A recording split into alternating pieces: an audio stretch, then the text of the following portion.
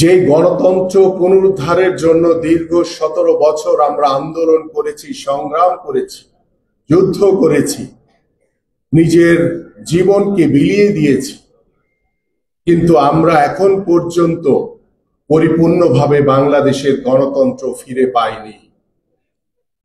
আজকে বাংলাদেশে 5ই আগস্ট তথাকথিত স্বৈরাচার মুক্ত হয়েছে, কিন্তু বাংলাদেশে এখন পর্যন্ত পরিপূর্ণভাবে স্বৈরাচার মুক্ত হতে পারিনি আমরা। কারণ